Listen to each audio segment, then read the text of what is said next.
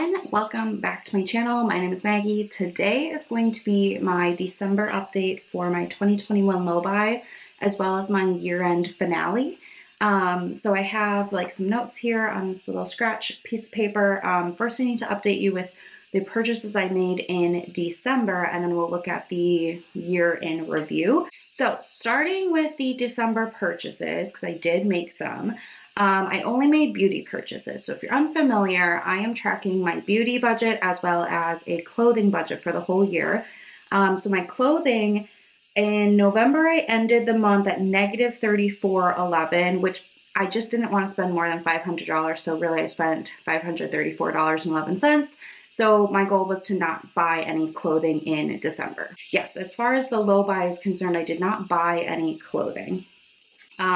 For beauty though, I certainly did. So I started the month with $111.83. And throughout the month, I spent $109.83. So I had $2 remaining at the end of December, which is kind of funny. But let me show you what I ended up picking up throughout December. So the first thing, I got a set from Target. It was $20 and it was from the brand Bliss. So some of the items I kept for myself and some of them I re-gifted in like Christmas gifts and stuff. So it came with 3 little body lotions. So I kept 2 and I gifted 1. I kept the lemon and sage and the pink blossom and water lily ones. So these are still like being counted. I came with 2 mini face masks. I gifted both of those. It was the pumpkin one and the marshmallow mask, I believe. And then it also came with 3 serums, but I did keep these. So I have a hyaluronic acid and niacinamide serum, vitamin C serum, and a retinol serum. So I did keep these 3. So, 3 of the products I got rid of, but I kept 5 of them. So that's all being counted. And it was $20. I got a similar set to that the year before. And it was awesome to be able to have like little sizes like this and just try some different things. So definitely next year I'll be on the lookout for it again. Also, when I was at Target, I picked up a few beauty products. So the first one is a lipstick from e.l.f. This is the Hydrating Core Lip Shine. I have the shade Happy, which is a perfect nude for me. Like if I put it on now, it's just so nice. So here's like a little swatch of it. It's very, very hydrating, very comfortable to wear. I've really been enjoying this for the winter because it's so cold and my lips are really dry. So it feels kind of like a lip balm, like an elevated lip balm, if that makes sense. So I did pick this up at Target when I was picking up the Bliss set. And I also got a mascara. So this is a replacement. This is the CoverGirl Exhibitionist mascara. I switch my mascaras out quarterly. So I knew I had to get one in December so that January 1st I was ready to swap my mascaras. So this is like a one in, one out type of a thing, but I did pick this up. And then I placed an order with ABH at the very beginning of the month. They were still running their Black Friday, Cyber Monday discount for another week. So I was able to pick up the Norvina palette. This was like my birthday gift to myself because my birthday's in December. And I've been loving it. So this is what it looks like if you're unfamiliar, and it does have like the purpley pink tones, but there's also some really pretty neutrals in here and golds and like warm browns and burgundies down here. So I've been loving this palette. I'm so glad I picked it up. I've been on the fence with it all year. There's a couple of other opportunities where it was on sale, but I picked it up. It's normally $45 and I got it for $27. So I think that's pretty darn good. So I did snag this as well, and I've just been so happy I have it. And then I placed an Ulta order, which I forgot to grab one of the items, but it's the Tree Hut shave oil is like why I was ordering. You guys are familiar. So that's my shower. I forgot to grab it, but I did purchase that. Again, one in, one out for that. And then for makeup, I decided to pick up a blush palette. This is from CoverGirl. It's the Clean Fresh Blush Palette. Ugh.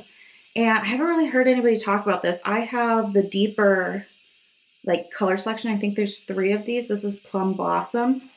It just has these deeper colors, and I'm wearing this one today very lightly on the cheek. So you definitely can share it out. I don't even know. I'm pretty washed out right now, but this has been awesome. I really also like this middle shade. I think I'll like this more red shade in the summertime.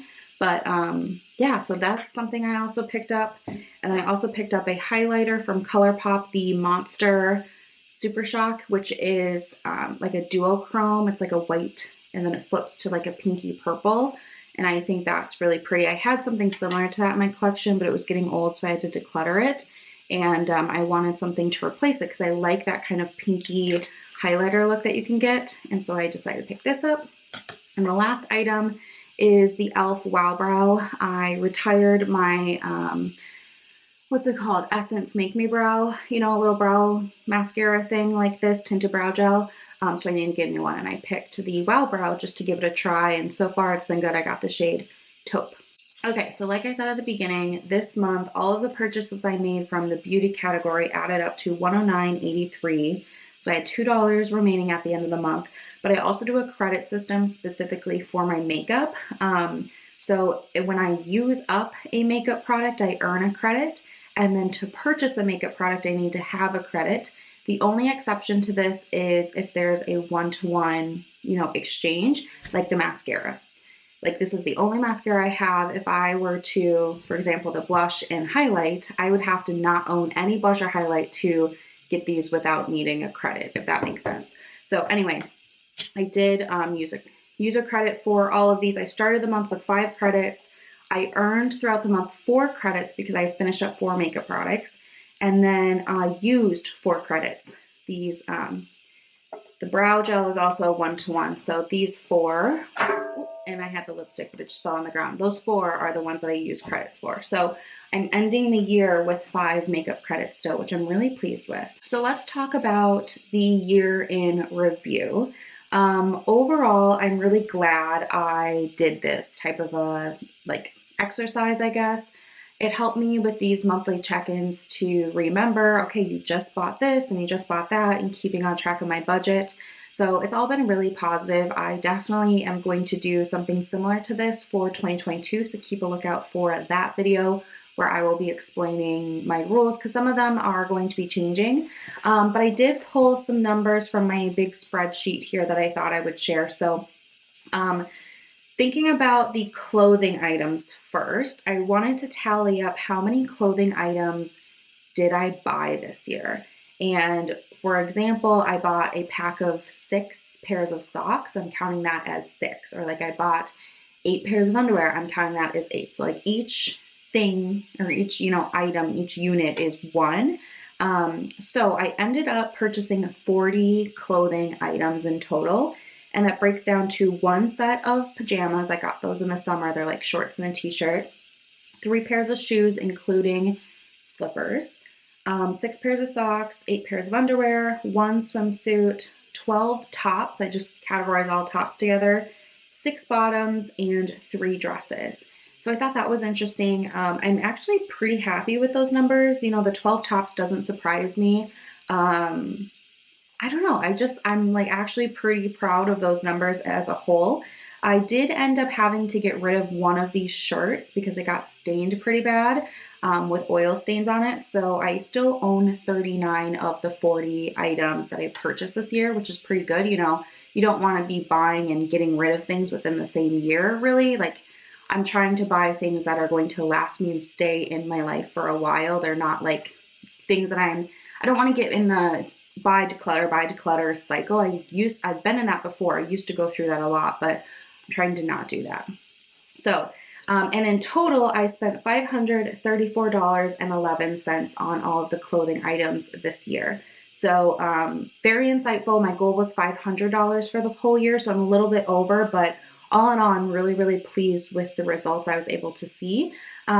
Certainly because of that budget, I was more leaning towards Target brands and Amazon brands. Those are very much a large part of my closet. In the new year, there are a couple of things that I have on my wish list right now that are a little bit more expensive. So is 1 pair of nice shoes really worth, $120 or whatever they are when that eats up so much of my budget? And that's something I'm still debating right now. So that's the recap for clothing. Let's talk about beauty products next. So I purchased 80 beauty products throughout the whole year. And that breaks down to 35 makeup products, 6 nail polishes, including top coat, base coat, 19 skincare products, 12 body care products, which includes like bath products as well, 6 hair products, and 2 beauty tools. Those were both makeup sponges. So of the 80 that I purchased, I still have 68 of them in my house, basically. I ended up finishing 12 of the items. So, you know, with a lot of beauty products, they are, they're consumable. Like my mascara, I use it, I finish it up, I buy another. Some of these are cyclical. So I finished 12, I decluttered 3, which again, I'm happy that's such a low number. I'm really trying to make sure that I do my research with beauty products and like find another way to use them if possible. So for example, the CeraVe SPF 30 moisturizer that I've been working on, I don't like it on my face. It doesn't jive with my, you know, oily skin, but I can use it on other parts of my body. So I'm trying to be creative and use what I have instead of just, you know, saying, oh, well, this didn't work for the intended purpose. Bye. Like, I don't want to do that. I want to use what I have. I want to use up the product. I don't want to be wasteful. So yeah, this was very insightful to keep track of all of this. I also want to mention I have pan in 2 of the makeup products that I purchased this year, which also tells me, okay, you are using it. I did have pan and finished up one of the shades in a little bite-sized quad from e.l.f., but I ended up decluttering that. So I didn't really count that as pan, but I did hit pan and finish a shade in that eyeshadow quad. So that's also pretty good. Yeah, so in total for beauty, I spent $740.44 for the entire year. And I'm doing some reflection on that. Like I said, I will be kind of changing a few of the rules I have for myself for my 2022 low buy. I think that it's important to recognize, you know, that there are needs that I have for different beauty products that vary throughout the year. Where I live, I have very cold winters, I have very hot summers. And so if you're new to my channel, one of the things I talk about all the time is different lotions and why I like different lotions for different times of year. But it is important to me to have the right products at the right time of the year. And like skincare, I am not going to go without a certain ingredient. I'm ingredient based in my skincare. So like I use a vitamin C serum every morning. I'm not going to go without that. Like that is essential to me. So it is important for me to know that beauty total, but I also am kind of thinking about it a little bit differently because I've learned throughout the year, you know, it's not just that this budget is for makeup, it's for my body care products, it's for my skincare, it's for all of those things.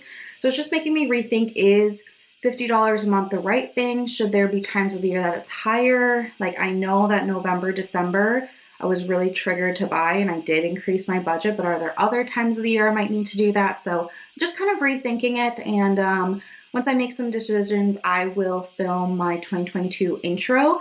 I also would like to do some no-buy periods throughout the year, you know, like certain months or times of the year where I'm saying I'm not buying anything unless it's like a replacement. So that's kind of also something I'm toying with and just figuring out my schedule. So that is it for me and my 2021 low buy. I hope you guys enjoyed these videos. I found a lot of value in them myself, and I was able to connect with a lot of people that were trying to be more aware of their consumerism and how much they're spending on beauty products, because it can add up quickly. And I think one of the bigger lessons I learned is where it's important. I guess this is with clothing too, like deciding what types of things are worth spending more money on and what types of things aren't. Like for skincare with me, I'm at a stage of my life, I'm in my late 20s now, so I do think it's important that I have a skincare routine, but it doesn't have to be high-end. I'm fine with drugstore products or like mid-range products. I don't feel like I need all Sephora brands for everything, if that makes sense. So anyway, those are just some insights. I hope you guys enjoyed. I'm going to stop rambling, and I will see you guys in my next video. Bye.